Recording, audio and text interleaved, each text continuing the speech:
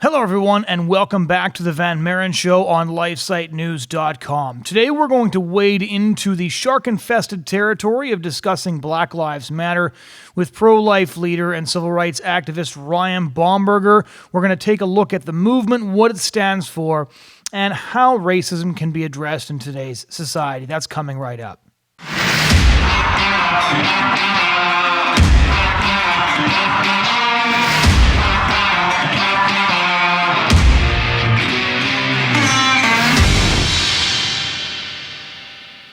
Thanks all of you for joining us. My name is Jonathan Van Maren, and today I'm going to be talking to my friend Ryan Bomberger. Those of you who have been regular listeners to this podcast will recognize the name because we've had him on the podcast before to have discussions surrounding abortion, for example, in the African American community. He has a phenomenal book called Not Equal, which kind of goes through his experience as a Black pro-life leader, although the Radiance Foundation, of which he is one of the co-founders, has a much broader mandate than just abortion. Just to read you a little bit from his bio here, he has a unique perspective of the innate nature of purpose. His biological mother was actually sexually abused, yet courageously gave him a chance to live, and the beautiful gift of adoption. He was adopted at 6 weeks of age and grew up in a loving, multiracial Christian family of 15. With siblings of varying ethnicities, he grew up with an appreciation for diversity. 10 of the 13 children were adopted in this remarkable family. His life defies, he says, the myth of the unwanted child as he was adopted, loved, and flourished. Today, he is an Emmy Award-winning creative professional who founded the Radiance Foundation, a life-affirming 501c3, along with his wife, Bethany. He is a broadcast media designer, producer, columnist, passionate factivist, international speaker, and the author of the powerful book, Not Equal: Civil Rights Gone Wrong. So with everything that's been going on, I wanted to have Ryan on to kind of discuss what's going on with the Black Lives Matter movement. I wrote a column for LifeSite last week just laying out the fact that I believe the statement Black Lives Matter to be utterly uncontroversial, or at least it is for any decent and thinking person, but that the organization specifically, the organization Black Lives Matter, I had a lot of concerns with that organization, especially due to the fact that they promote a lot of the things that I spend a lot of time writing and speaking out against. Ryan mentioned this to me after we had already taped the podcast, but he said that he forgot to mention in the discussion that the Black Lives Matter organization is run by uniformly hardcore pro-abortion people.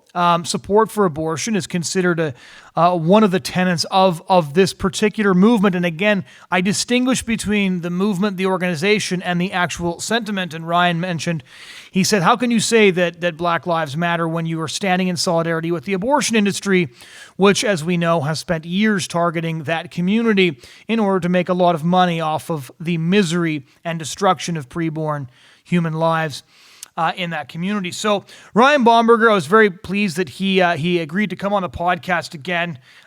He's one of the best pro-life speakers that you'll ever hear. His stuff is really important. You should really check it out. And he came on to have a discussion with me about what this moment means for Christians, how we can kind of parse it through, whether or not we can support the organization Black Lives Matter, considering the things that it believes through a Christian lens.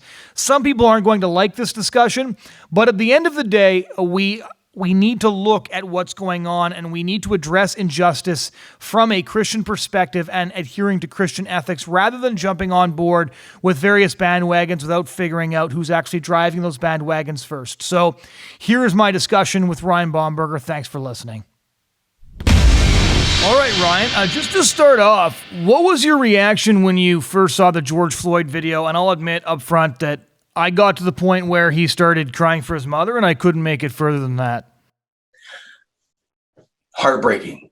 Anytime you see a life snuffed out, I mean, unless you're not fully human, I don't know how you can't be moved. So that was devastating to watch that, and to see almost the indifference of the officers who just didn't even respond to the bystanders who were begging and pleading. So I don't know how anyone could watch that and not just have their heart just ripped apart by that.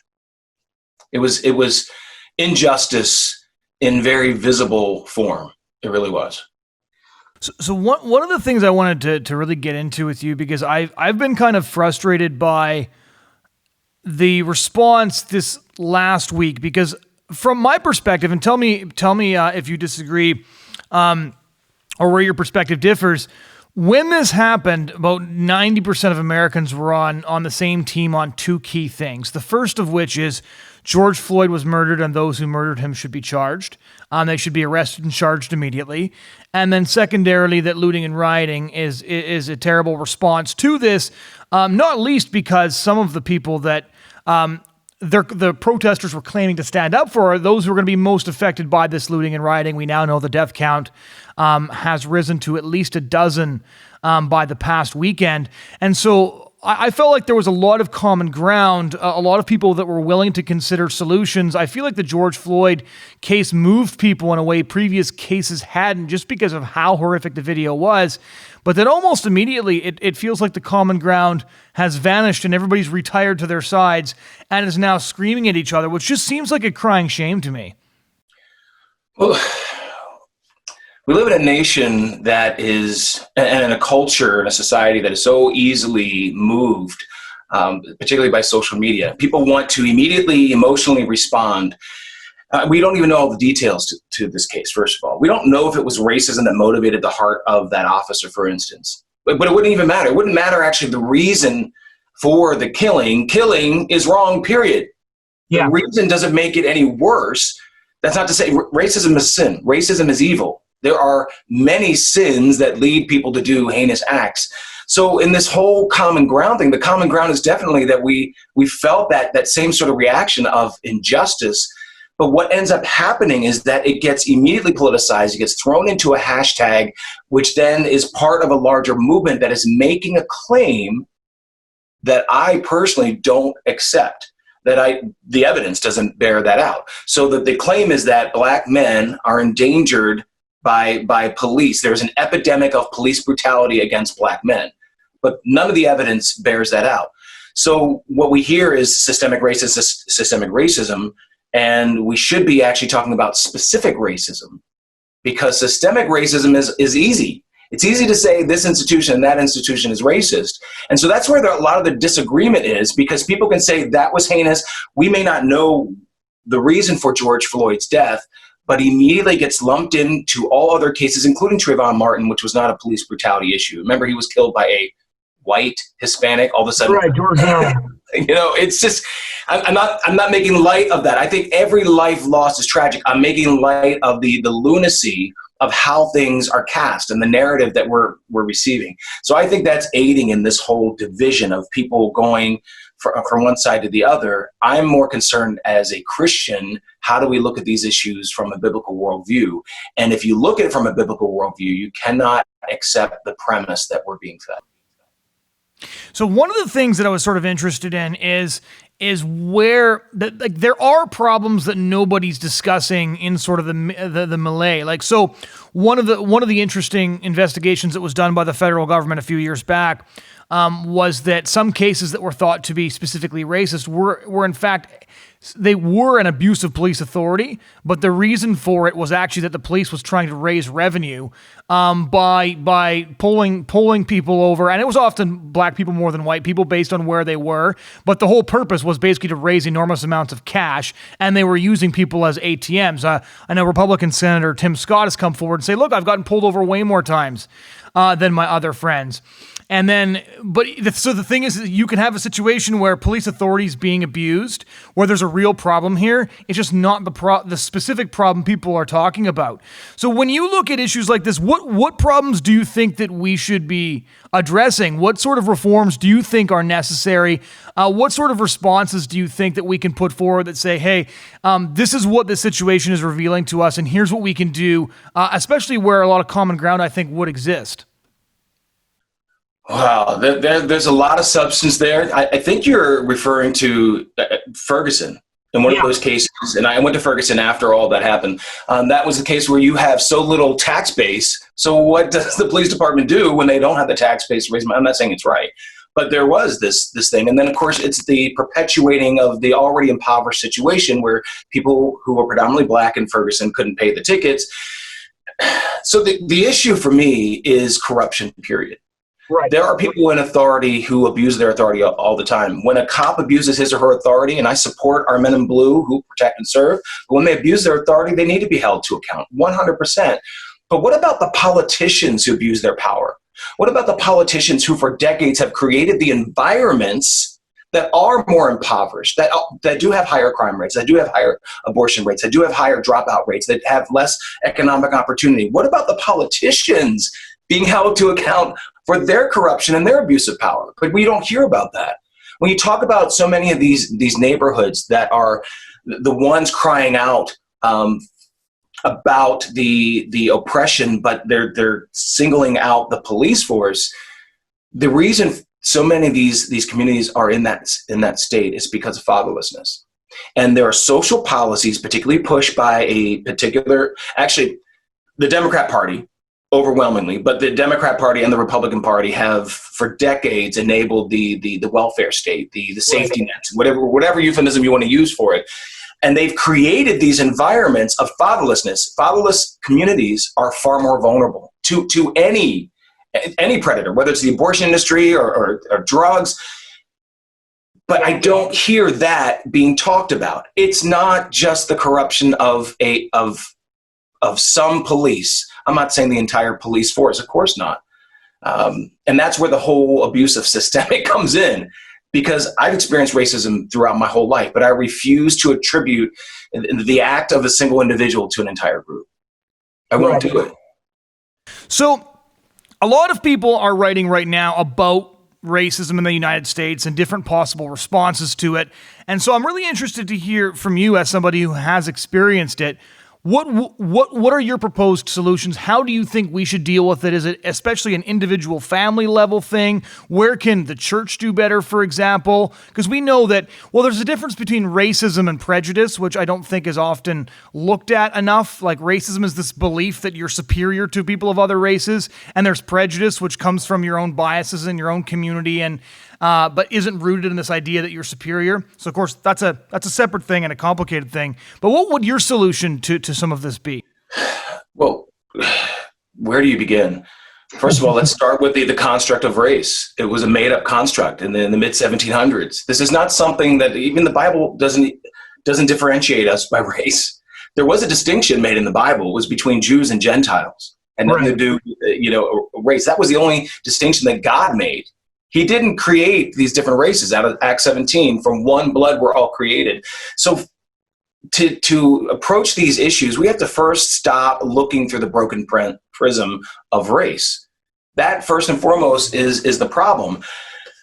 Because then what ends up happening is that racism transcends all other issues. And that's why it's okay, for instance, the Black Lives Matter movement with the Movement for Black Lives, which is the heavily funded part of the Black Lives Matter movement, where it's all about Black power. The whole thing is about establishing Black power. The three founders of the Black Lives Matter movement said that we did this to spread Black power across the country. Well, that's not a biblical worldview. So the church, and I've been calling for this for years, the church needs to be the one leading on this, and then lead on the conversation of what race is in the first place.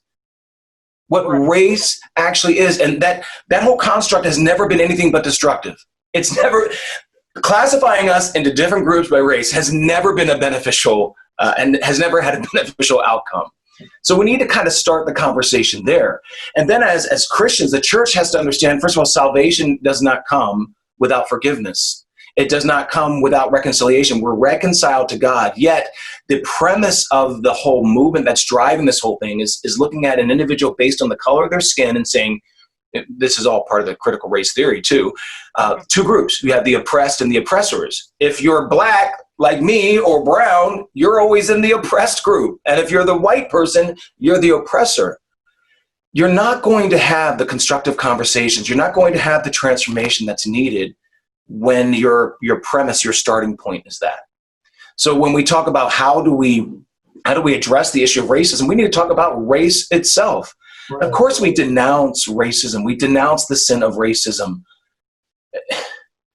But we cannot fall into this trap that everything is racist. Apparently now it's racist to say all lives matter. I don't know if you followed the story of the Sacramento Kings sports commentator who was fired because he was asked on Twitter, "What's your take on the Black Lives Matter movement?" And this white individual said, "All lives matter!" Exclamation point! Every single one, and he was fired because it was considered racist. So, man, if we can't even have conversations about what actually racism is, we're going to keep going back to the same starting point. This is what I feel. Since Ferguson, we're still having the same conversations. We're still ending up at the same starting point. Why is that? Because the church is not leading. A secular worldview and a secular movement that has no forgiveness, no reconciliation at its heart is leading it. And that's why this thing will continually be cyclical until we embrace a biblical worldview about race, about racism, about how we regard one another. We're to love one another. It doesn't have there's no asterisk there that says, oh, if you're the same height, or if you're the same socioeconomic status, or if you're the same skin color. That's why we keep having these repeated sort of conversations and we can't break out of them. So here's one question I really wanted to ask you, because one of the things that I really understand, history is my background. That's what I went to university for. I'm very interested in my own family history, which, as my last name indicates, is Dutch initially. My dad was born in the Netherlands. My mom was born in Canada. I was born in the United States. So everybody's from somewhere different. But knowing how much my Dutch heritage informs the way I think, the lens through which I look at a lot of different things, I interviewed George Walker. He was the first African-American to win the Pulitzer Prize in music a couple of years ago, just before he passed away. He was 95 years old. And he told me about hearing stories from his grandmother, who had actually been a slave on a southern plantation. And I remember asking him, like, what did she tell you? And he said, she said they did everything but eat us. And I was talking to him, right? There was 1 degree removed between what she'd experienced and him telling me this story. And if I look at some of the anger, and if I look at some of the context for what's going on, if I was a young man today and my dad had been persecuted under Jim Crow, my grandfather, my great-grandfather had actually been a victim of the slave regime, I can imagine that history giving me a very different view of the United States than the one I now hold. So what is the way forward to honestly address the fact that, yes, it's been, what was the Voting Rights Act, 1965? Civil Rights Act, 1964? Yes, it's been over half a century. But there was 350 years of oppression. So how do you have an honest conversation about the history, a recognition that people are informed by their family history and the experiences of their family members, especially many who would still be alive, while not falling into the trap that you referred to? How do you do both of those things? Well, I use examples from history. Look at Frederick Douglass. Frederick Douglass was actually a slave. He was one who actually experienced the kind of oppression that we're talking about, 400 years removed. I'm not saying that hasn't had an impact. It obviously has had an impact on America. But here you have Frederick Douglass, former slave and abolitionist, who spoke about those who fought hardest for his freedom. He praised the white man. He praised his white brothers and sisters who fought for him and actually died for him. So if someone who was a slave can thank those of a different complexion of skin and consider them brothers, how can't we in 2020 have a similar worldview, a similar take on this thing? This whole thing of this generational sort of anger and resentment and trauma is perpetuated because we don't forgive. And we know in our individual lives, when you don't forgive somebody, that can carry on, that bitterness grows and grows. Right. But what we're doing is, if MLK and civil rights leaders could talk about the beloved community, could walk hand in hand with their white brothers and sisters, who, by the way, slavery would not have been abolished without white people who believed that we were all created equal.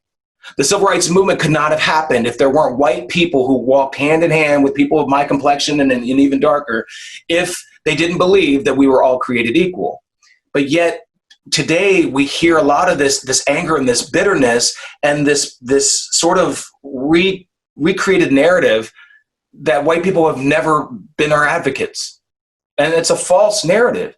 So of course, this bitterness and this anger and this revision of history is going to fuel even more confusion and more chaos. And we're seeing this play out. We're seeing this when we're told that police, for instance, the police are nothing but the KKK dressed up in uniform. Well, yes, there were racists who joined police forces. There are racists that joined banking institutions. There are racists that joined, university systems. I mean, if that's kind of the gauge, we're in trouble, because people who are sinful, which is all of us, are in every facet of life. But I don't think it's helpful to constantly use the past to justify the present. Can I give you one perfect example? Here in where I live in Northern Virginia, the NAACP chapter president, Michelle Thomas, made this remark in response. She was asked the question, well, do you denounce the riots? What's your take on these riots that are happening along with the protests? And she said, if you think these riots and the looting and the violence is just in response to the single death of George Floyd, you're missing out on 400 years of slavery and oppression. You're missing out on 400 years of white feet on our black necks. Really? So here you have someone who's justifying all of this violence. At what point does this ever stop? And if there's never, as I said, if there's never forgiveness, we're going to have the same conversation 5 years from now. These are the same exact conversations we had during Ferguson, and we've had this Black Lives Matter movement gain such prominence. Are we in a better place today? Did you watch the documentary on Ferguson, Whose Streets, that covered the protests just following that? Was that the beat? I did watch a documentary on Ferguson. I'm not sure. I can't recall the name of it.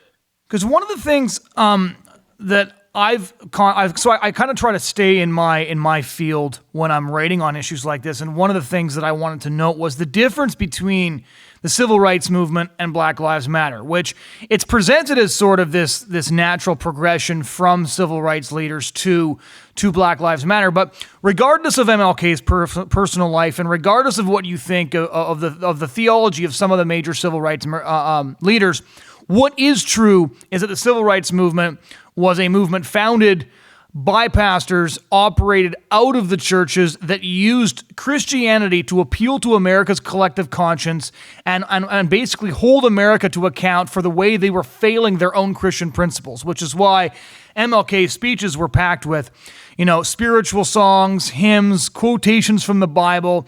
He did that because he wanted to appeal to a value system that both a racist segregationist and an angry sharecropper could have in common, and that was Christianity. He could accuse a segregationist of being inconsistent with the values he himself claimed to hold, and it worked. And now we have Black Lives Matter, which I want to ask you your take on, because they don't have a Christian worldview, and in fact, they have an anti-Christian worldview. And I'll emphasize here again, for those who are going to take me out of context, Black Lives Matter, the organization specifically, not the sentiment, which is obviously held by any decent person. And so this distinction between MLK, like the violence aside, between MLK and Black Lives Matter is very stark. You've written a lot on this, and you've been very vocal in pointing this out. Tell us a bit about Black Lives Matter and why you oppose it, because I'm getting a lot of flack. A lot of people are getting a lot of flack just for saying, look, I'm not going to get on this bandwagon because of who's driving the vehicle. We're all supportive of peaceful protest. We're all supportive of injustices being addressed by justice.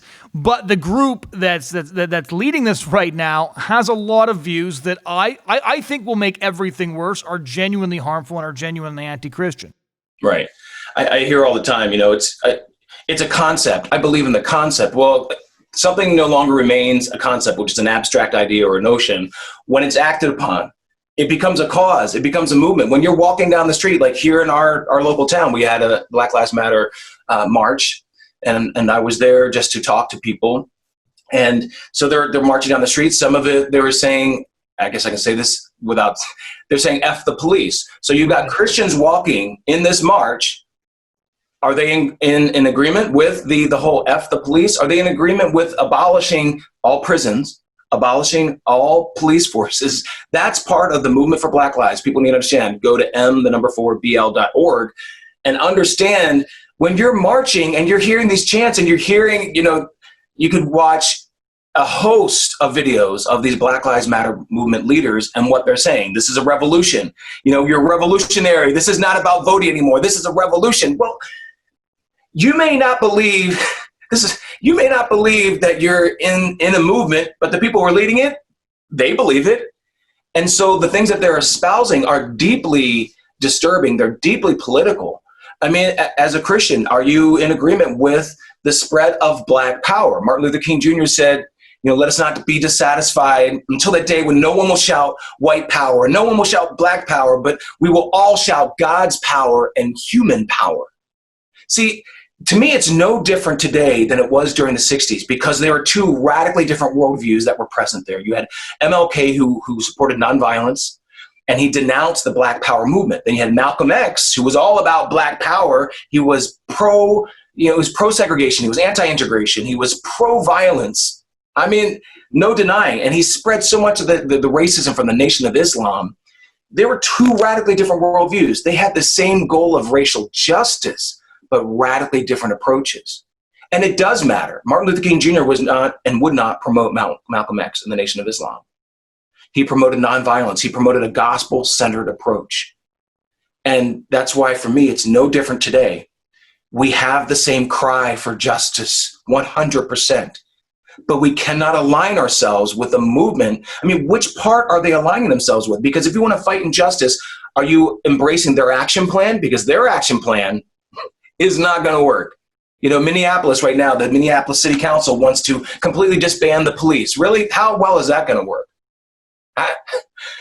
Who is that going to help? It's going to harm the very communities that need an uplift. And pulling out the security and the protection of the police is not going to be an uplift. So for me, I applaud those who sense injustice and want to do something. I am so grateful that they're not being apathetic, but sometimes acting out of ignorance is just as dangerous as being apathetic. There's no excuse for an individual not to know that this is a movement. It's a very well-funded movement. I mean, you're talking the Movement for Black Lives, the Ford Foundation, the world's largest population control organization that funds to the tune of hundreds of millions of dollars, all these pro-abortion groups, including Planned Parenthood. The Ford Foundation committed to raising $100 million, this is back in 2016, for the Movement for Black Lives, for the Black Lives Matter movement. This is political. This is not just some sort of abstract concept out there. There are real consequences to embracing a movement, which we have seen in burning cities from coast to coast. How do we fight this injustice? By embracing a movement that will just cause more injustice, that is so race-based and skin color centered. That is not going to bring us healing. That's not going to bring justice. And that is not going to bring about the change that Christians should want to see. So my objection to the Black Lives Matter organization is when I was doing the research initially, this is back in 2016, is people asked me what I thought about the organization. So I did what most people would do when they want to find out about an organization. I went to their website. I went to Guiding Principles, and it talked about the promotion of pretty much the entire LGBT agenda, including all the most recent insanity on gender identity. They want to defund the cops and break the binary. And of course, it's all framed in such a way that it would be hard for even a Christian to disagree with, because they'd say, well, violence is being perpetrated against X, and people would be like, well, I'm against violence. Of course I am. But they mean words at this point, right? You can't act. We're seeing a total purge at the New York Times, the Philadelphia Inquirer, against liberals who still believe in free speech, because a lot of speech now is classified as violence, right? So riots are op-eds and op-eds are riots, and it's impossible to tell the difference anymore. But when you looked into the leadership of Black Lives Matter, that's not something I've looked into as much, so I wanted to get your take on that. For me, I found 3 or 4 things in their guiding principles that said no Christian can follow these leaders because of the direction these leaders are taking us in, which is further away from a morally organized society. What is their leadership like? What's a bit of the background? How did this group emerge? Because a lot of people that have critiqued some of my writing on this are very much under the impression that it's a spontaneous reaction to an injustice. Which if it was, I wouldn't have a problem with it. But who are the leaders of this group? What are they all about? Well, the three female leaders of the Black Lives Matter movement, two of them are self-described or lesbians. One of them, interestingly, I believe it's Alicia Garza, had a white Jewish father and a black mother. But of course, this is what happens when something is race-based. You only identify with a particular color. So she only identifies with being black. That's the whole Black Power. So their whole background, well-educated in the sociology, some of their majors, their whole thing is that the Trayvon Martin was that whole incident is what spurred them on to say, and I believe it was Alicia Garza's post, where at the end of it, she said Black Lives Matter. And that's kind of how the hashtag was born. Right. These are three women who don't espouse any kind of adherence to Christianity. In fact, there's a lot of spiritualism in there, but not Christianity. So from the get-go, you've got three individuals who don't embrace a Christian worldview whatsoever. And as they explain in the About Us on the blacklivesmatter.com website, they saw this as a catalyst for spreading Black power around the country. Well, Black power didn't work in the 60s to bring people together. It's not going to work in 2020 to bring people together. And so the background is you've got three incredibly intelligent women, passionate women who understand that it's not about a singular issue. It wasn't just about Trayvon, because you can see in the expanse of all of these issues, they realize we have a vehicle to carry all of our entire ideology all in one place, and that's the Black Lives Matter movement. It's why they're elevating, the whole thing with LGBTQ, all of that, along with everything else. It's why they talk about Black economic power. It's why they talk about reparations. Now this is moving into the movement for Black Lives, which they are part of that whole umbrella of these are all decentralized groups, except it's centralized under the singular policy platform of the Movement for Black Lives. And that's why they can call for reparations. But they're calling for reparations, for instance, not just for people of my complexion, but people who are undocumented immigrants, as they put them, that they deserve reparations. What? They were not enslaved. So to understand the movement, you have to understand the worldview of those who are leading this movement.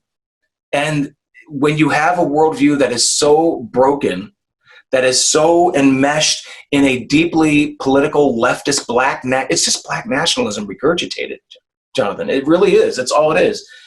I think if you were to look at these things and you were to be honest with yourself as a Christian, you would say, wait a minute, the foundation isn't right. But yet, you're not hearing that from so many churches who are genuflecting, which the only person, we should be bowing down to is God, but they're all genuflecting to a movement that they seem to know nothing about. And that's deeply disturbing. And we're seeing it leads to disastrous consequences. Disbanding the police, which is one of the many goals, that is a disastrous consequence. Martin Luther King Jr., when he's asked about rioting, he said he understood where that cry was coming from. He understood, but in the end, he said it is immoral. Because in the end, who does it hurt the most? The very black individuals who are crying out for justice. So, well, that always drives me nuts. Is the most heartbreaking videos coming out of the protests were these African-American business owners and homeowners that were crying as what they built got destroyed. There was one guy, a black guy like my age, who said, I did everything right. I broke the abusive cycle. I got married. I got a job. I work on my work truck every night. I got a couple of kids. I did everything right, and they burned my house down. And then there was all the videos of protesters trying to stop the interlopers from coming in and chucking bricks. Those videos were also really, really hard to watch. I always thought these Antifa people wanted to make a real statement. Why didn't they burn their own house down, right? Like riot in the suburbs then or something like that. Because if you need to make a statement, then I think that in order to illustrate your commitment, you should be destroying stuff in your own neighborhood rather than trucking, across state lines to go somewhere else.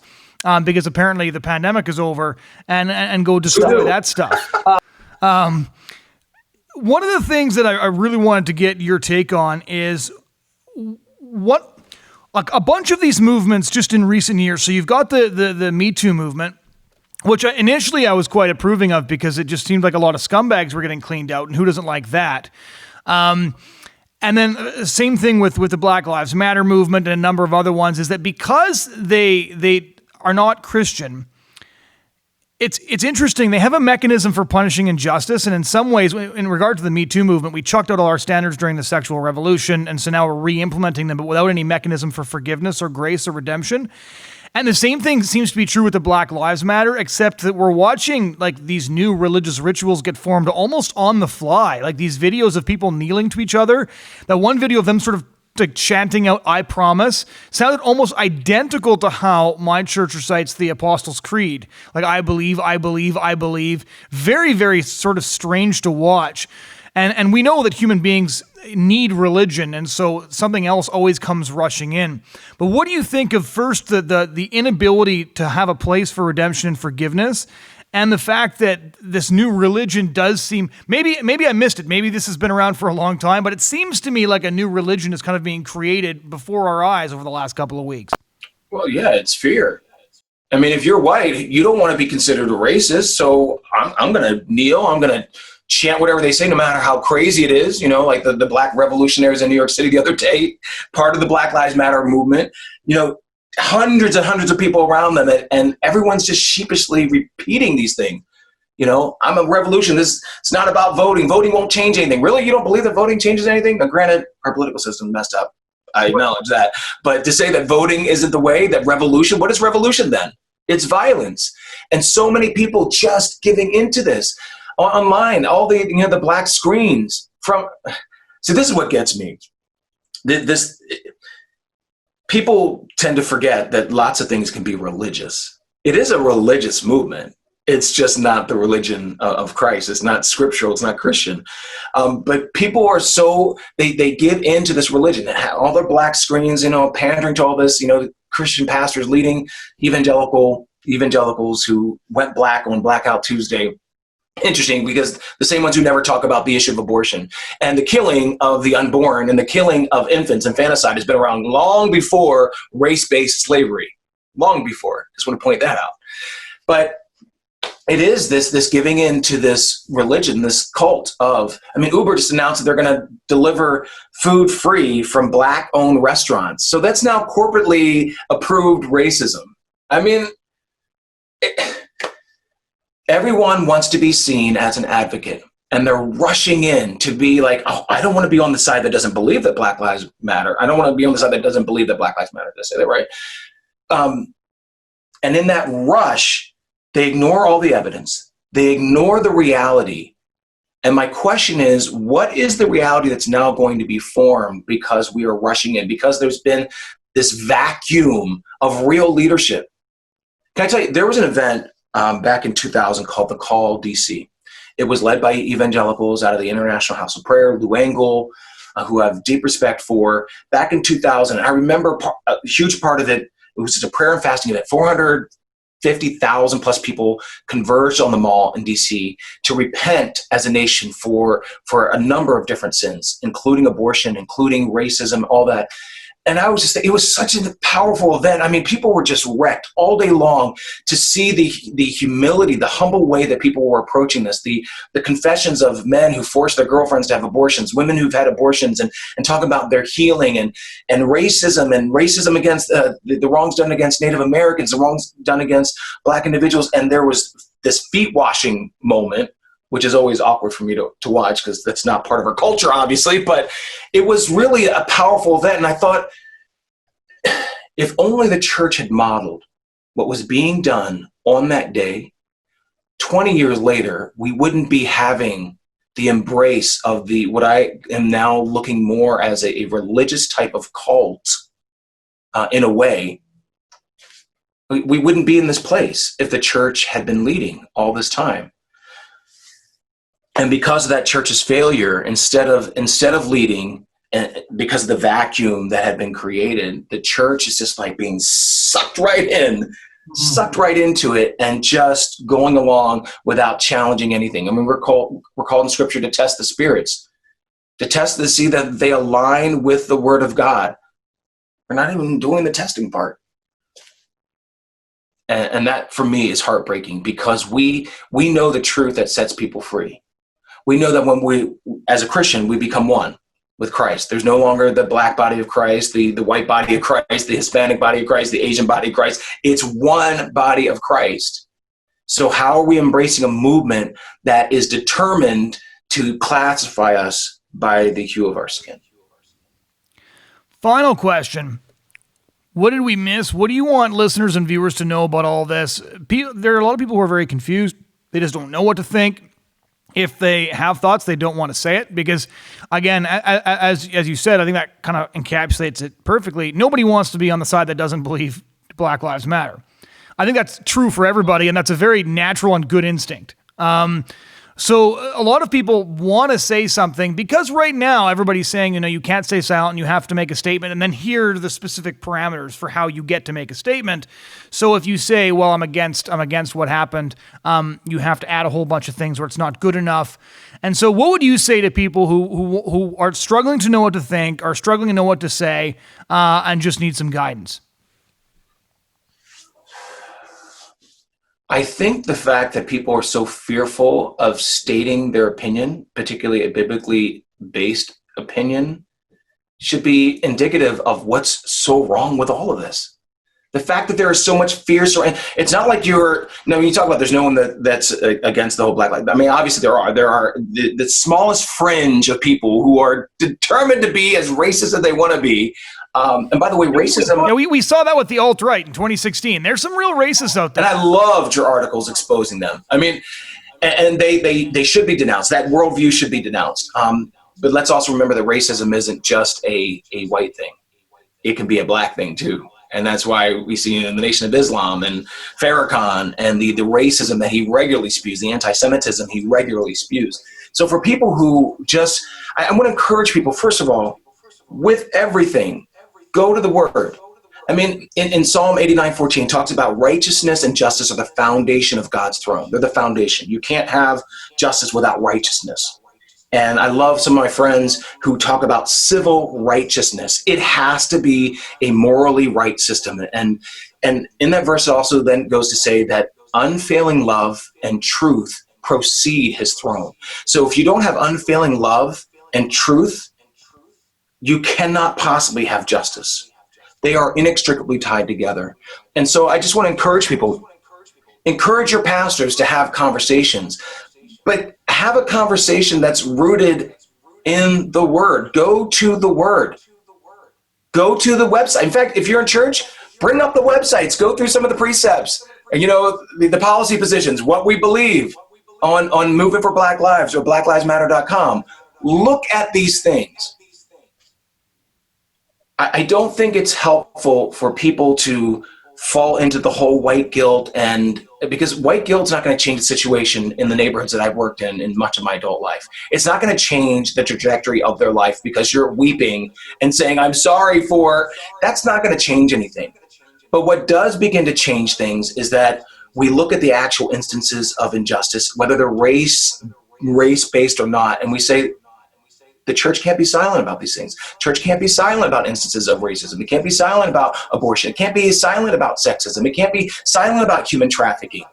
The church cannot be silent. So I encourage people, let's have these conversations, but let's not be afraid to say, wait a minute, let's get some clarified context. We're called the light of the world, right? Can we not illuminate what the situation is? Because there's no way for us to act responsibly if we actually don't know what the situation is. We cannot have an action plan as a church if we don't know what we're actually fighting. And so I want to encourage people, do your homework. Read some of the articles written by Jonathan. Read the articles written, the Radiance Foundation, to understand the context and engage in a conversation that's going to lead to wholeness, healing, forgiveness, and then transformation. Oh, one other thing. Here's some of the practical tools. Let me just talk about the police. I think one of the best things we did in our church is we met with our local police force. We had a luncheon because we need to get to know them. They need to get to know us. And it was 2.5 hours of us talking about what their take on things were, what their needs were. And they listened to us talk about what we felt the issues were in the community. And there was communication. And there was this bond because a relationship was formed. And then we ask, how can we serve you? And it's amazing what happens. See, when you love somebody, you want to serve them. I don't want to discourage anybody from stepping out. I just want to make sure when you step out that you are armed with, in the spiritual sense, of course, not physically armed, but you are armed with the information. You are armed with the knowledge so that you can speak responsibly and effectively into these situations. Well, Ryan, thanks a million for coming on and having this difficult conversation. I really appreciate it. Thank you, Jonathan. Ladies and gentlemen, that was my conversation with Ryan Bomberger. You can go and check out his work at theradiancefoundation.org. If you want to check out our commentary on these unfolding issues, you can head over to lifesitenews.com. I have several columns on the subject up over there. If you want to check out podcasts, previous podcasts that I've done, you can click the podcast tab on lifesitenews.com. If you enjoyed this show and you want to stay in touch and you want to keep track of the new shows that are coming out, you can subscribe, like the video, and recommend it to others. Thanks so much for joining us this week, and we do hope you'll join us again next week.